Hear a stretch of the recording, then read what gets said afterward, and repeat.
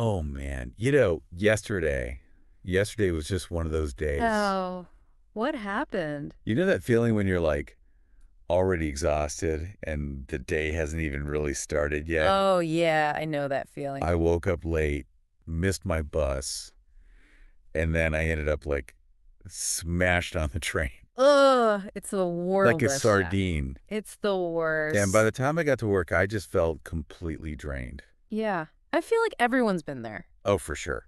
Especially, if you live in a big city and you're trying to like get to work during rush hour. Totally. And we're actually diving into that today.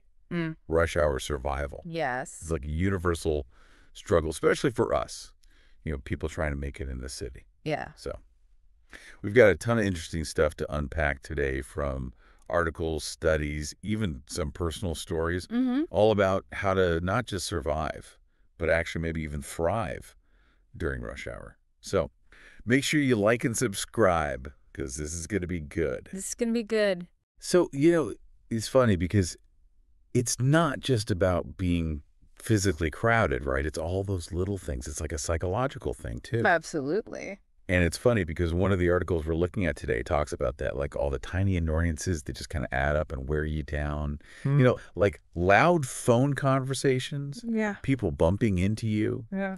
and just this constant feeling of being rushed, I like sensory overload before you've even had your coffee. Yeah, and like it's not just an annoyance, Right. right? Researchers have actually looked into this, and they found that this kind of like low-grade stress that we experience during rush hour, it can actually mess with our cortisol Like levels. the stress hormone. Yeah, Yeah. exactly. And when your cortisol is high first thing in the morning, it can actually make you less productive, harder to focus, you're more likely to get annoyed. It's like setting yourself up for a bad day. Wow. I never thought about that, but it makes total sense. Yeah. So, okay, we've established that rush hour kind of sucks. It does. So what can we actually do about it? Oh, Because we can't just like not go to work. yeah, right. So, I mean, I know the articles mentioned some tips, right? Yeah, yeah. What are some of the things that people are saying? Well, what's interesting? A lot of the advice is actually pretty simple. Like, one of the biggest things is just leaving a little bit earlier, like even 10 minutes. 10 minutes? Seriously? Seriously. I know it sounds small, but it can make a huge difference in terms of how crowded the train is or, whether you're stuck in traffic or not. Okay, that's actually a really good point. Yeah.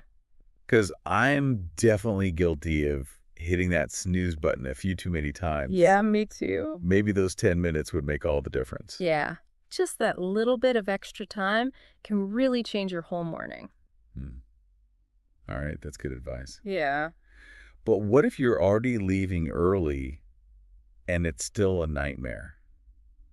Like, what else can you do? Well, another thing the articles talk about is being strategic with your route. Like, sometimes the most direct route isn't actually the fastest or the least stressful. Oh, that's interesting. Yeah. So, like, maybe there's a back street you could take to avoid the worst of the traffic. Hmm. Or maybe there's a bus that takes a little bit longer, but it's usually less crowded. Yeah, that's a really good point. I tend to just take the same subway line every day because it's the most direct, but it's also always packed. Maybe it's worth experimenting a little. Exactly. And, even if the alternative route takes a few minutes longer, those few minutes of like not being crammed in with a ton of people, Mm-hmm. that can actually make a big difference to your overall stress level. Okay, so leave a little early, think about your route. Got it. Mm-hmm. But what about like the mental game of rush hour? Because even if you're not physically uncomfortable, it can still be so mentally draining. Right. That's why it's important to have like a plan for how you're going to kind of create your own little bubble of peace in the middle of all the chaos. Okay, I like that. A bubble of peace. Yeah. The articles talk a lot about using things like music or podcasts to kind of distract yourself from all the craziness around you. Totally. And you know what? I actually find that having a good podcast to listen to can totally transform my commute. It's like instead of being bombarded by all the sights and sounds of rush hour, you're focused on something that's interesting and engaging. Exactly. It's about intentionally shifting your focus. Yeah. So maybe our listeners could try listening to the deep dive during their commute. There you go. A little bubble of peace and information. Perfect.